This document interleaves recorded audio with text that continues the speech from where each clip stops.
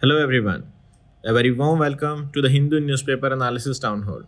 Today is October 6th and we are going to cover the following articles from the Hindu newspaper. First one, treating employment as a national priority. Yes, generating jobs in terms of number as well as the quality is a need of the hour for India. As India's population is, now the young population is peaking and it will peak around at 2043. So it is high time that India should start focusing on generating more and more jobs, and that to the quality jobs. Second, alternate dispute resolution, the requirement of ADRs for the Indian courts. Indian courts are heavily burdened with the number of cases. So it is also high time to look forward to the ADRs and their proper implementation. Third, 𝐼 Creek dispute between India and Pakistan, where Defence Minister of India has warned Pakistan against any trespassing in the 𝐼 Creek area. So we will see here what is 𝐼 Creek and what is the dispute about. Then the Tamil Nadu government has approached Supreme Court against the two-judge bench Supreme Court judgment on the teachers' eligibility test, where Supreme Court has said that any teacher teaching class 1 to 8 mandatorily should pass the teacher eligibility test, okay, in the next 2 years. Fifth, defense updates, basically two updates. INS en route has been commissioned and exercise concurrent between India and UK. Okay, so let's start. Treating employment as a national priority. The context of this is over the next 25 years, that is from 2025 to the 2050, 133 million people will enter the working age group. Okay, working age group is 15 to 64 years. So now this young population will require jobs, quality jobs and employment. Okay, but this young population will peak at around 2043. So we have a window of 18 years to leverage this demographic dividend. If we do not convert this 20 years of the youthful population into productive force, then there may be this demographic dividend becoming demographic burden. So this is the context of this article. Now this article basically outlines certain things like why employment generation is required. It is required for the equity and inclusion. If the employment generation is not there, then the benefits of the economic growth will be concentrated in few hands. So mass generation of employment is necessary for the equity and inclusion to lift the millions out of poverty, also reducing social disparities and regional disparities.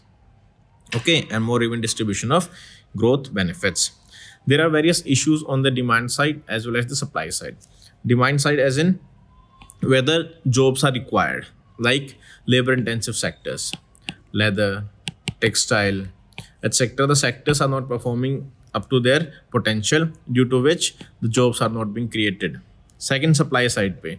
Even if jobs are required, that is the requirement of the people are there in the industry, but still people are not employable. Why? Because there is skill mismatch between the high graduates, that is the who are the recent graduates, they are not employable.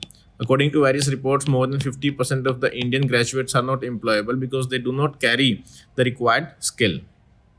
Okay, so this is the requirement of the hour to bridge the gap by curriculum reform, industry aligned skilling and mobility support. One more option before us is that we should have a national employment policy. See, in India, what is happening is there are multiple schemes by the central government and various state governments. Okay, so all these schemes need to be merged. There should be a consolidated scheme for this, where the central, state and industry actions are aligned. That is, industry requirement should be clear. What is the requirement of industry? Accordingly, the central and state government should make policies to provide the skill to the youth. Only then they will be employable.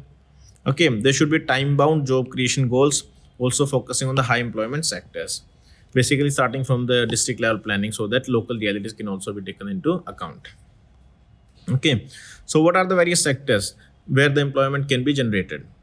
For example, the first one, labor intensive sectors like textile, tourism, agro processing, real estate. So these are labor intensive sectors. Then MSMEs, basically MSMEs employ 25 crore people, but they also need support in terms of the finance, technology, skilling, because if they do not have access to finances, then also they will not be able to grow. Then dwarfism. Economic survey has talked about dwarfism, the issue of dwarfism with the MSMEs, that they remain dwarf. Also, they want to remain dwarf because after crossing a particular threshold, the benefits which the government give, now those are taken away. Then we should focus on urban employment as urban population is increasing. So we should focus on urban employment. There can be scheme on lines of MG Narega. Okay. Then gig economy, another sector which currently employs around 80 lakh to 1.8 crore people, and it is projected that the gig workers will cross 9 crore mark by 2030. So there should be a national gig policy for the workers. Basically, it will help them in getting the various worker protection, social security, and fair contracts. Okay. So basically, the article is talking about building one India for employment mobility. Okay. Also, one suggestion is that timely implementation of the 4 labor codes. Now, beyond numbers, improving job quality through better wages. It's not only about generating the number of jobs, increasing the number of jobs. It's about generating quality jobs. And in those quality jobs, what necessary conditions or safety provision should be there? Like better wages, safer condition, social security should be there. Also, near the industrial hubs, there should be affordable housing. Also, when industrial hubs के आसपास affordable housing है, so it basically improves the mobility and quality of life. Okay, how it can be done? Regional disparity, how it can be reduced? We can target 100 most underdeveloped districts. Rural internship for graduates. Basically, for these people's jobs can be generated. Like we have aspirational program by the Niti Aayog for the aspirational districts. Similar, we can have employment generation for these 100 most underdeveloped districts. Okay.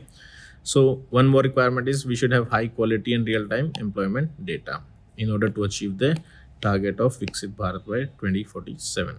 So these are the various important suggestions of the article, that we should have a national employment policy and what are the sectors where the jobs can be created. Next article, yes. Why the alternate dispute resolution is crucial for Indian courts.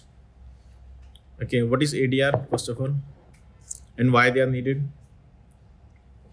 What is the issue with Indian courts?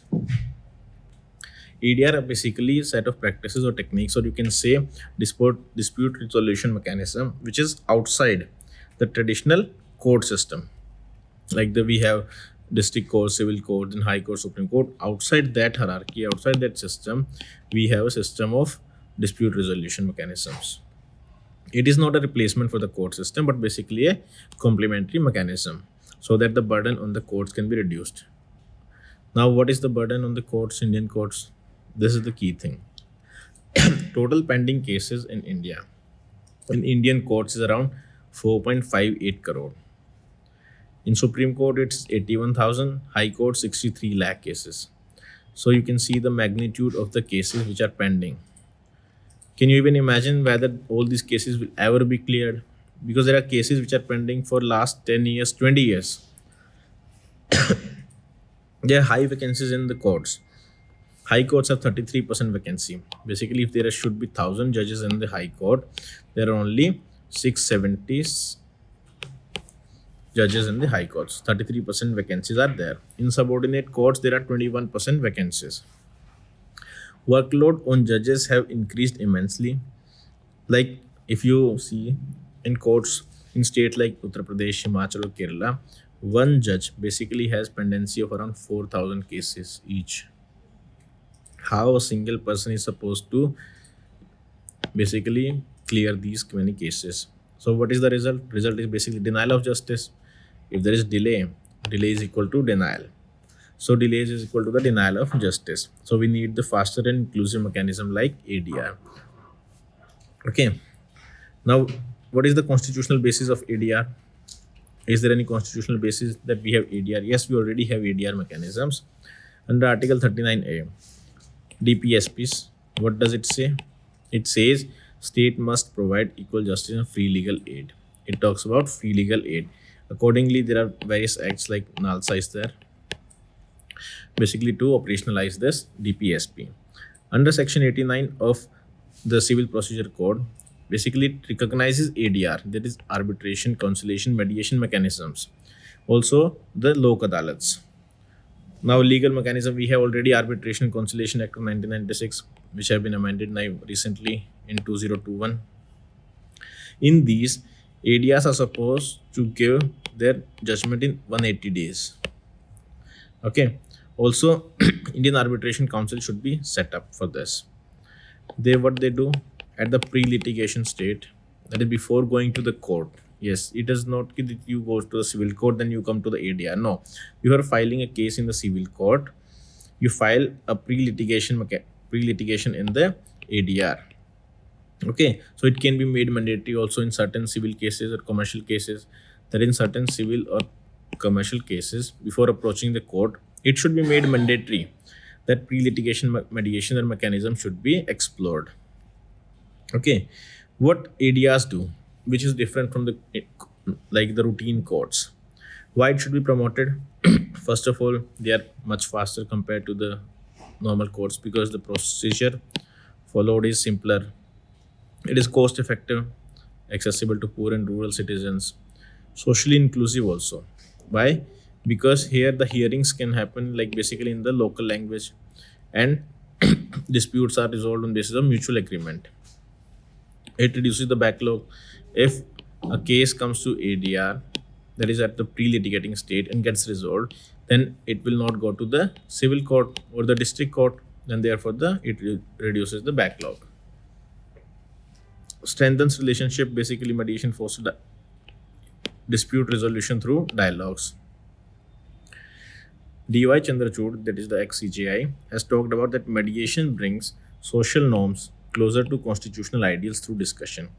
That is, the constitutional ideals of justice are being operationalized and bring closer to the social norms. Why? Because here disputes are resolved through discussions. Okay, but ADRs also face certain challenges. There are various issues in the functioning, like unawareness is there, lack of awareness. Many citizens they're still not aware of the ADR, especially in the rural area and the people who are not literate. Second, interstate disparities. In states like UP, Bihar, and Andhra Pradesh, the cases pending in the various Lok Adalats is massive in these states. Quality issues are also there, definitely, because there is lack of training, credibility, and also neutrality, because there are also the accusations of being biased in these courts. Also, ADR decision sometimes, definitely, if a party do not agree to the ADR decision, definitely they cannot appeal against it, but they can go to the civil court. Okay. First Lok Adalat in India was set up in 1999 in Gujarat. Okay. Decisions are final and there is no mechanism of appeal. But it doesn't mean that the decision is final and you cannot appeal. It basically means that you cannot appeal in the ADRs. You can anytime go to the routine court. If ADRs are not passing judgments which are agreeable to both the parties, then either of the parties free to go to the routine court. So this is about ADRs. Next article, Sir-Creek dispute. Mr. Singh's statement, that is Rajnath Singh's statement, Defense Minister of India, a route to Karachi passes through Sir-Creek. Okay, so what is Sir-Creek first of all? In the map you can see, this is India, this is Pakistan, this is the Sindh province. Between the Gujarat and the Sindh province of Pakistan, there is this marshy island. Okay, this estuary, this is called a Sir-Creek. It is a 96-kilometer tidal estuary on the borders of India's Gujarat and Pakistan's Sindh province. This area is not inhabited. Basically, it is uninhabited and inaccessible marshland. So basically, large-scale military operations are also not possible in this ground. But this area is very important for India. Why? First of all, economic interest is there for India. There is a potential for the oil and gas exploration in this area. Also, it can be a big breeding ground for the fishes. So India has huge economic interest in this. Then its proximity to the key ports in India, like the port of Mundra, the Kandla port, which are located in the Gulf of Kutch. So this Sir Creek is very close to this. Also, security region in India has strong presence of the BSF and Indian Army in this area. And one security challenge is that in this area near to this, Chinese backed mining and power projects are already in operation. Okay, so India fears that these projects can anytime be converted into strategic military alliance between the Pakistan and China. Okay, so this is about the Sir Creek issue. Any war on this line is not possible. These are just the rhetorics which are made on the political lines. Next, why is spectre of class empty classroom looming? Basically, क्या judgment है Supreme Court का? Under the RT Right to Education Act, teachers teaching between classes 1 to 8 should mandatorily pass the teacher eligibility test in the 5 years after the enactment of the act. Okay. Now the Supreme Court two-judge bench has passed a judgment that all teachers teaching class 1 to 8 should mandatorily pass the TET exam in 2 years. If they fail to do so, they will be terminated or prematurely retired. Now this judgment of Supreme Court is being challenged by the Tamil Nadu, and many other states are planning to do so. Why they are doing it, what is the judgment, and what is the issue? Let us discuss. There's one more angle to this. This judgment has been passed only for the non-minority schools. Minority schools पे ये apply नहीं होगा, because RT Act की application to the Minority Act is different from the non-minority schools. Okay. So what is the situation? पहले context थोड़ा समझ लेते हैं तो better होगा. Like Tamil Nadu में, if there are 4,50,000 teachers, out of which almost 3,90,000 are non-TET qualified. They are not TET qualified. So what happens if they fail to clear the exam? Almost all the teachers have to be terminated. So the classrooms will become empty. Okay, it will lead to mass disqualification of teacher and therefore leading to denial of classroom instruction, which is a mandate under Article 21A. Okay, so it is a conflict between Article 21A, this judgment, versus Article 21A, which ensures that fundamental right to free and compulsory education for children aged 6 to 14. So the state has sought a balance between need to ensure quality of education, TET clear होना चाहिए, but at the same time we have to safeguard the right to education. अब judgment क्या कहता है? In the judgment that the two judges bench, they acknowledged that the contribution of non-TET qualified teachers has been immense.